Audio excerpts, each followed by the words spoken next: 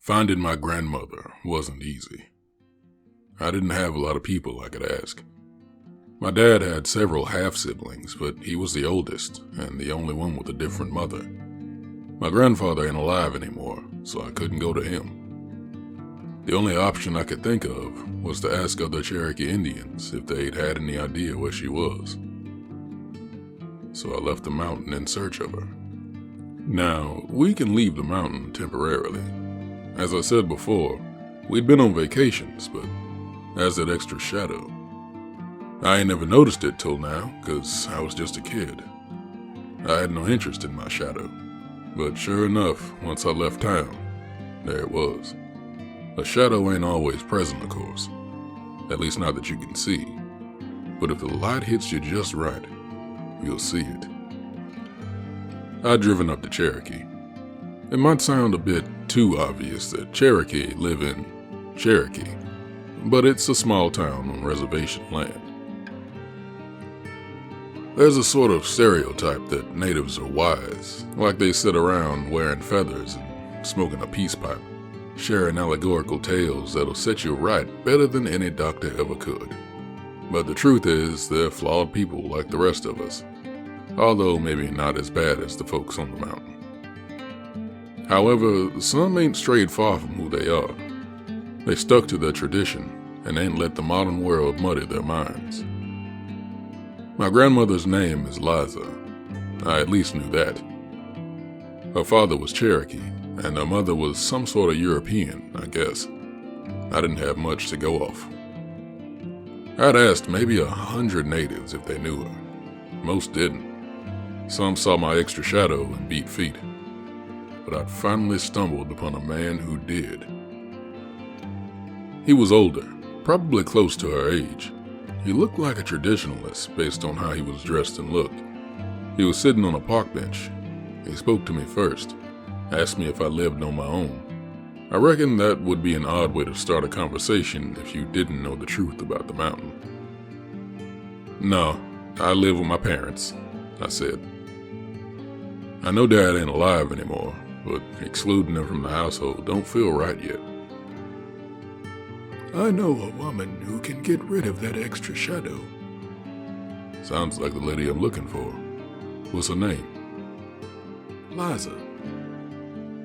He showed me on a map where she was located. She was outside of town, living in the woods in some old house. He told me to be careful, as she wasn't too fond of unexpected visitors. I thanked him and started heading back to my truck. "Tell your grandmother I said hello." I turned around to ask him how he knew who I was, and he'd already started walking off in the other direction. I still ain't sure how he knew. The woods were thick, and I'd almost missed the road to her house. It was a narrow dirt road that ran off of a separate dirt road. It was long and winding, and I didn't see any signs or mailbox on the way up. I finally pulled up to a single-story cabin with a large front porch. Smoke was coming out of the chimney. I got out of the truck quietly. I didn't slam the door on the old Ford like I usually do. Then I felt something jab into my upper back. "Don't move." It was a man's voice. He had a gun on me. I raised my arms above my head. "I don't mean no trouble," I said. "I'm looking for Liza." He pushed the gun harder into my back. "What's your business with Liza?" Suddenly the cabin door opened, and an older woman stepped onto the porch. She wasn't hunched over and frail like Sarah. She looked younger and much healthier. Her hair was long but tied up, and she had native jewelry on. But her clothes were regular, a western shirt and jeans. "Let him go." The man eased the barrel off my back. "Can I help you?" The woman asked. "You Liza?"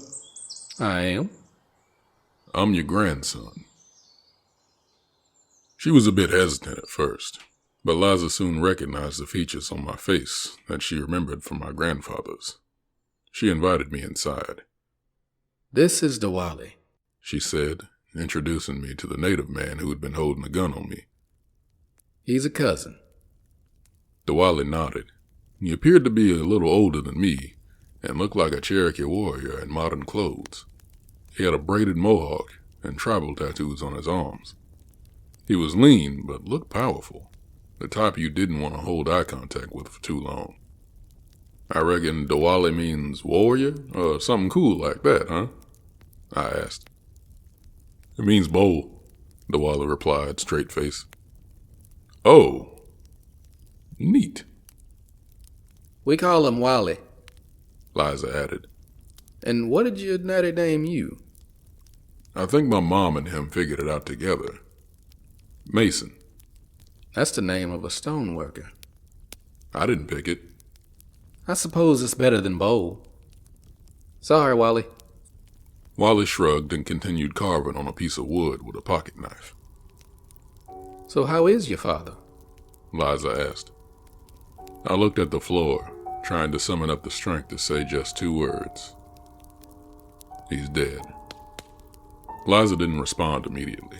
She just sat there, looking disappointed more than pained. How'd he die? She finally asked. He got killed inside the mountain. I'm sorry. It was strange, his mother apologizing to me, but I reckon she never really knew him.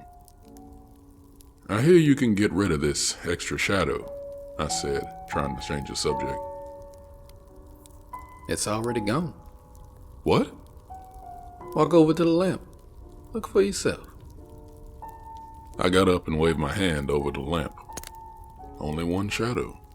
My own. How'd you get rid of it? Liza pointed to the various Dreamcatchers hanging around the house. I thought those were just decorations, I said. The ones you buy in some gift shop might be. They're not blessed.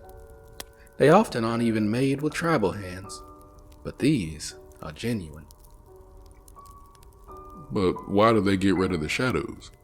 Dreamcatchers are made to protect people from nightmares. The mayor. Liza nodded. Yep. So, is the shadow gone completely? Am I free? The Dreamcatchers don't catch anything, despite what the name might have you believe. They're more of a repellent. Then what do I do when I leave? Liza reached into a drawer and handed me a leather string with a small Dreamcatcher hanging from it. Wear this around your neck, She said. I put it on and couldn't help but grin. It's that easy. Liza leaned back in her seat and crossed her legs. Anything else? I took a breath and decided to come clean. My mom's brother wants to become a mayor. He's taken my mom and said he won't let me see her unless I bring you to him. Wallace stopped carving the wood and turned his focus to the conversation.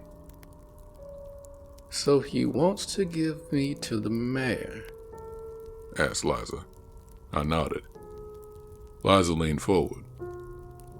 Then let's pay him a visit. The straight-faced Wally looked to her and gave the faintest of smiles. Liza had sent Wally to prepare and pulled me aside. Mason, what all do you know? About what? You only know about the mayor and the Wendigo. Well, I also know him a Monday. That's not what I'm talking about. I'm talking about the others.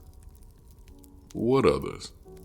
I suppose you don't have the others on your mountain. At least not yet. What others?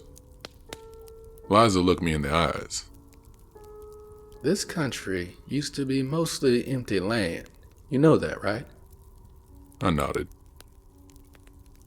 People came in and built cities, kept making them bigger and bigger. And what had previously roamed the land became confined to less and less space. Sounds like you're describing animals. Liza smiled. Well, them too. But I'm talking about the creatures of old. What creatures? You've heard about them. These are legends of folklore, Mason.